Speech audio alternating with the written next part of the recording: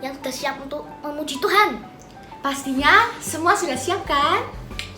Sebelum memuji Tuhan, kita ada barang yang kita butuh siapkan. Pertama adalah Alkitab, kedua kita harus menyiapkan hati kita.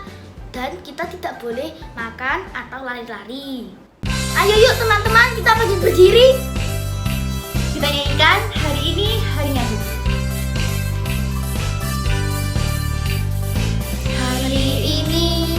Hari ini harinya Tuhan, harinya Tuhan. Mari kita bersukaria. Hari ini harinya Tuhan, mari kita bersukaria. Hari ini harinya Tuhan. Sekali lagi ya. Hari ini harinya Tuhan, harinya Tuhan. Mari kita bersukaria. Hari ini harinya Tuhan, mari kita bersukaria. Hari ini harinya Tuhan. Teman-teman, mari kita berdoa dulu ya. Tuhan Yesus, Tuhan berkati. Tuhan yang bisa memimpin ibadah kita supaya lancar. Terima kasih Tuhan, di dalam nama Tuhan Yesus yang sudah berdoa. Amin. Nah, Rasul Pipin. Ya. Rasul Pipin masih semangat kan? Pasti dong masih semangat. Kalau Yosia gimana nih? Masih semangat gak ya? Iya, masih semangat. Masih semangat. Oke, kalau gitu kita bersama-sama menyanyikan lagu Dengar Dia Panggil Nama Saya.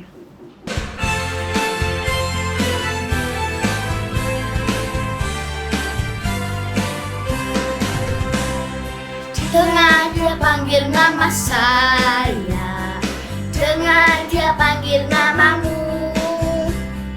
Dengar Dia panggil nama saya, dengar Dia panggil namamu. Dengar Dia panggil nama saya, dengar Dia panggil namamu. Dengar Dia panggil nama saya, juga Dia panggil namamu. Oh giralah, Yesus amat cinta pada saya. Oh giralah.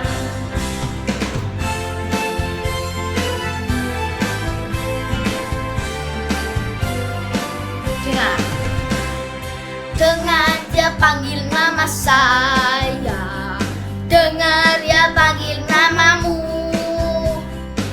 Dengar Dia panggil nama saya, dengar Dia panggil namamu. Oh, kiranglah. Oh kiranglah, oh kiranglah, Yesus amat cinta sama saya. Oh kiranglah. Nah, sebelum kita mendengarkan firman Tuhan bersama-sama, mari kita menyanyikan lagu Jangan Pernah Menyerah.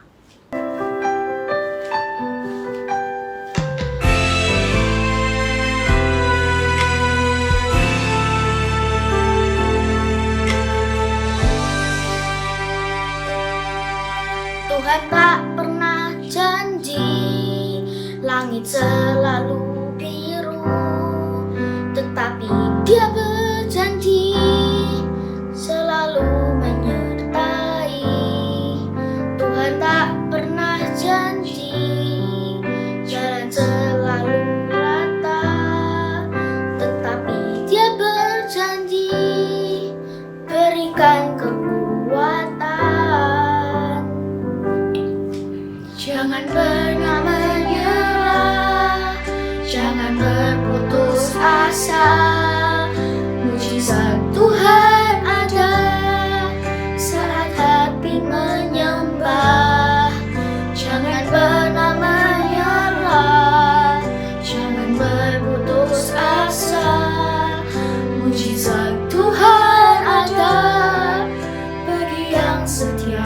dan percaya.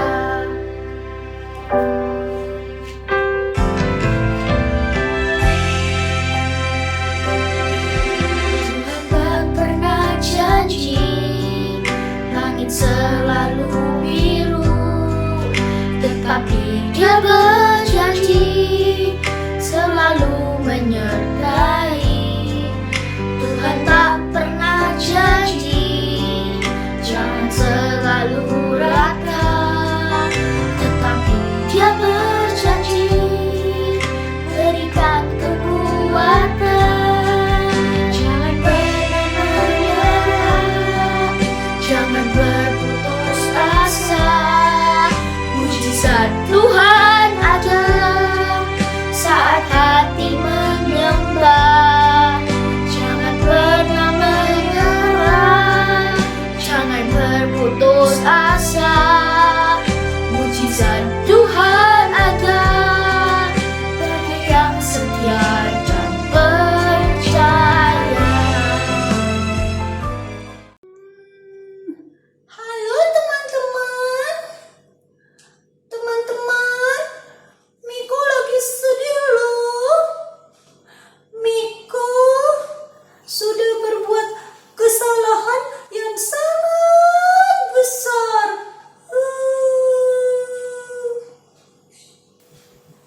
Halo Miko, apa kabar?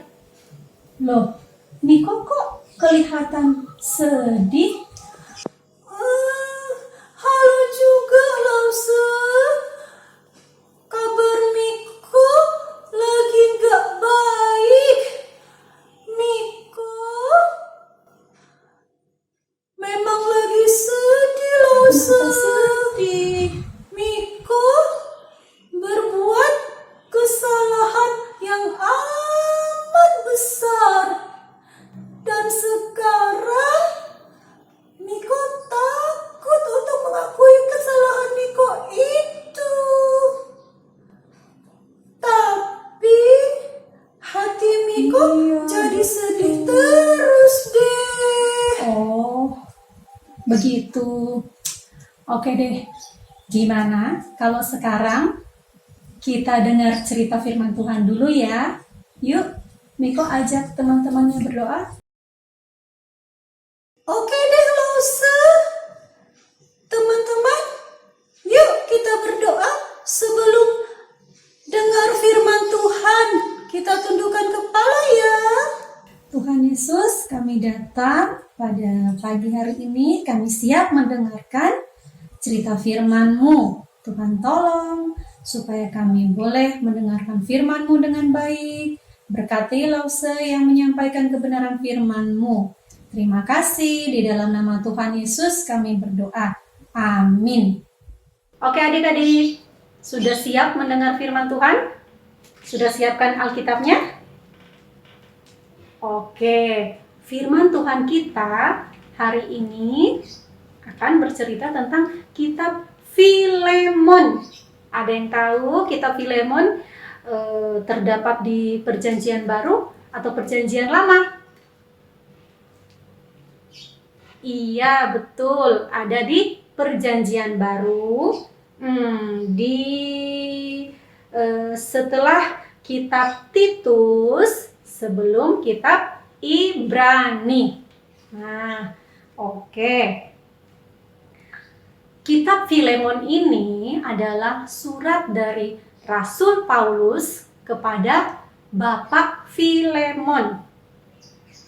Bapak Filemon ini anak rohaninya Bapak Paulus ya. Waktu Bapak Paulus memberitakan Injil keselamatan, Bapak Filemon menjadi anak Tuhan, mau menerima Tuhan Yesus sebagai juru selamat.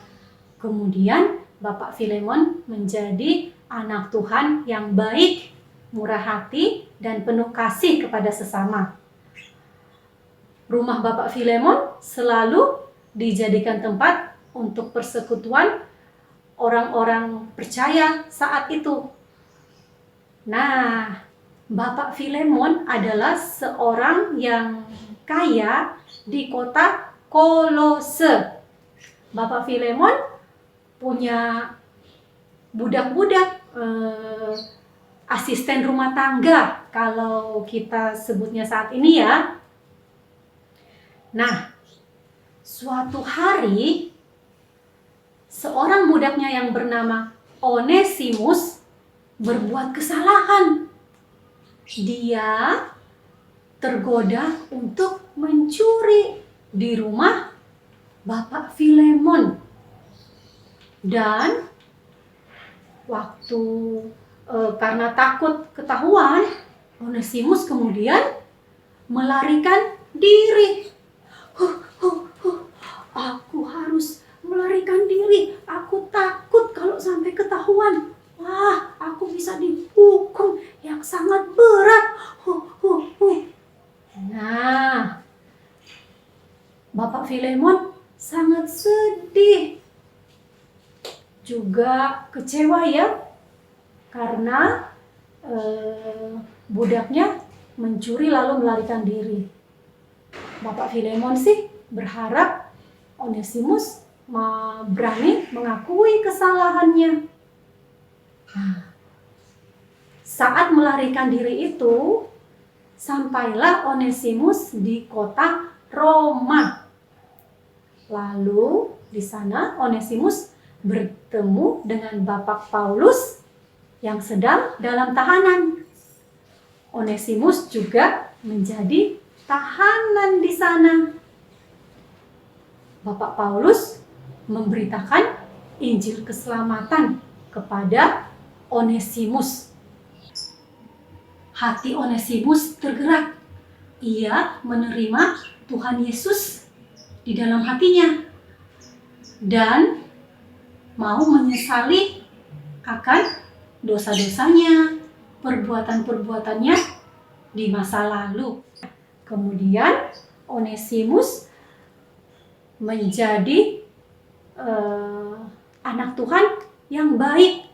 Dia rajin membantu Bapak Paulus dalam menyampaikan, mengabarkan Injil keselamatan, walaupun dari dalam penjara ya.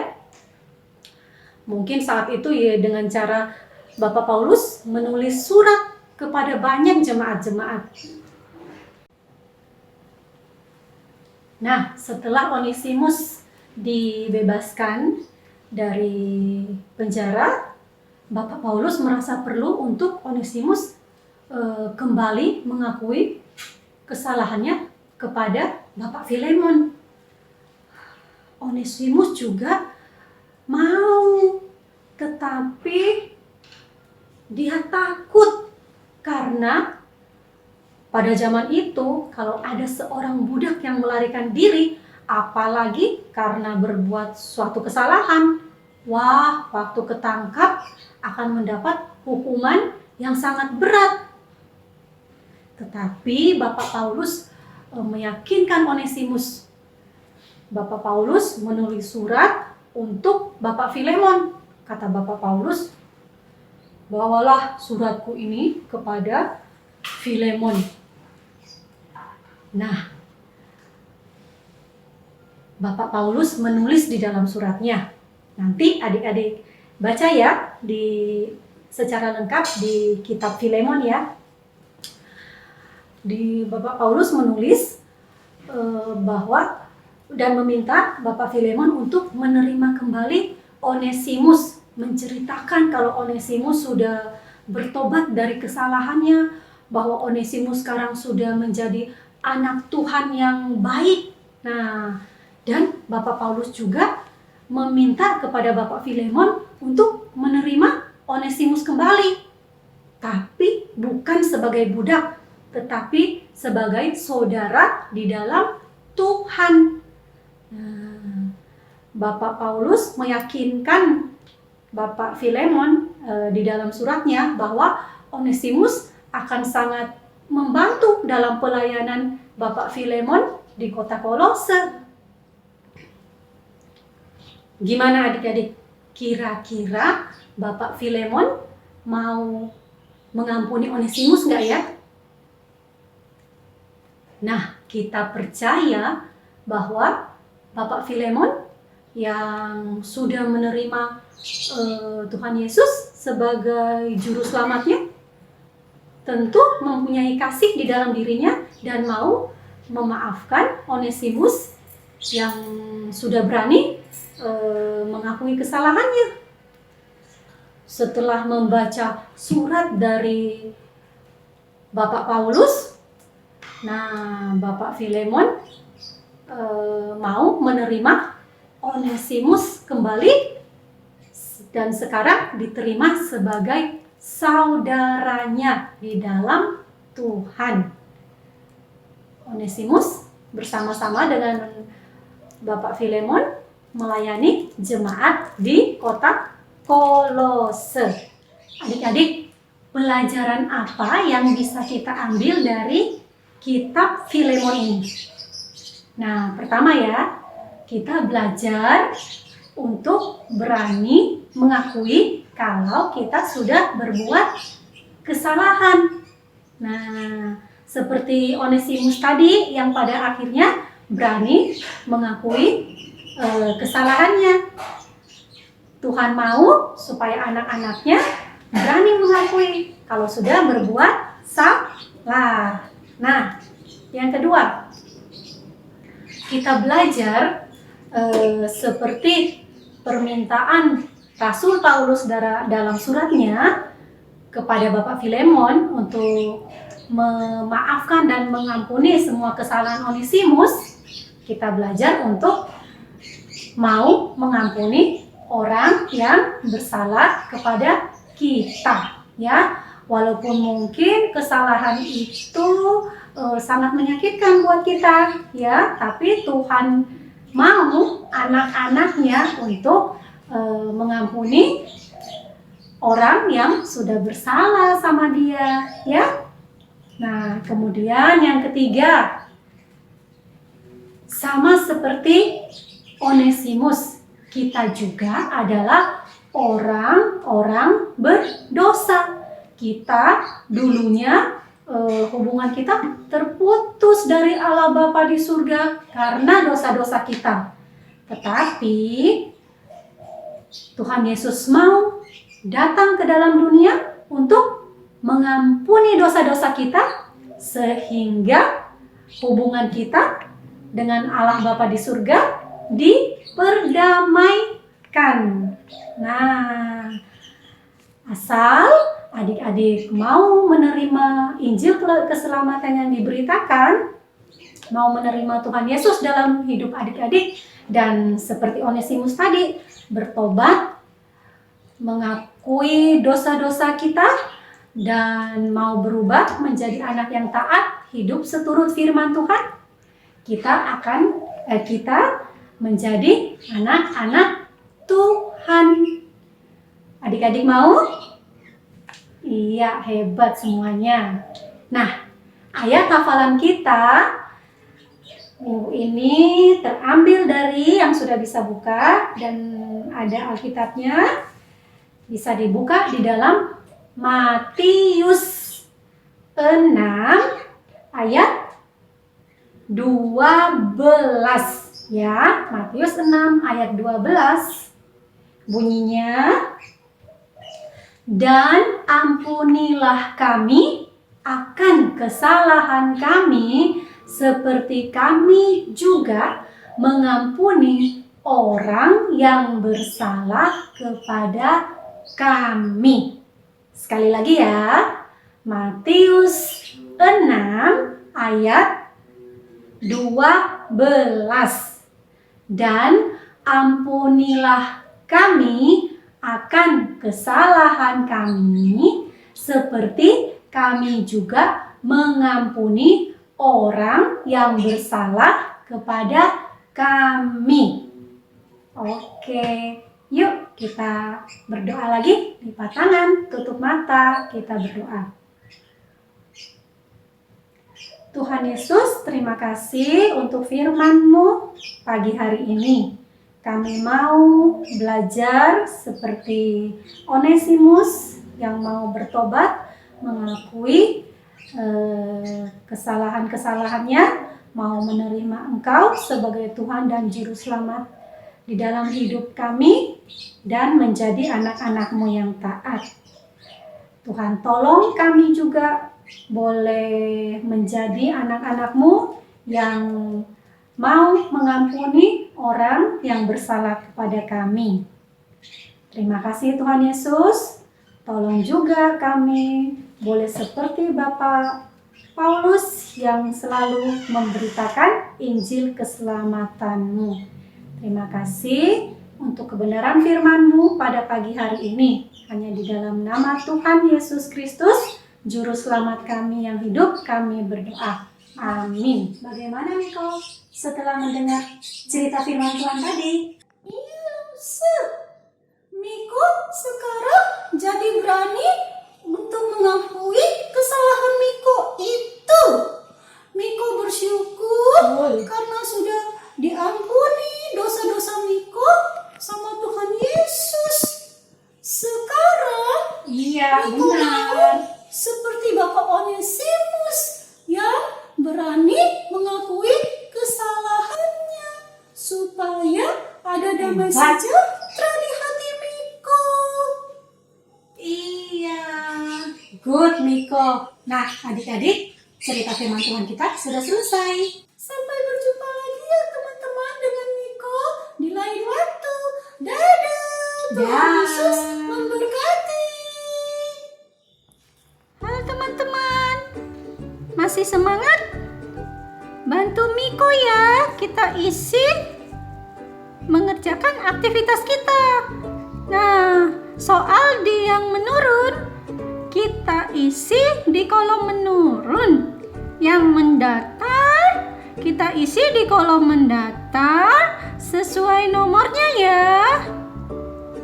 Kemudian yang kedua, kata di sebelah kanan kita cari di dalam kolom ini ya. Nah, kemudian dilingkari. Oke teman-teman. Dan yang terakhir, teman-teman bantu Onesimus mencari jalan ya. Jalan pulang menuju Bapak Filemon. Selamat mengerjakan teman-teman. Jangan lupa difoto. Sampai ketemu lagi. Tuhan Yesus memberkati.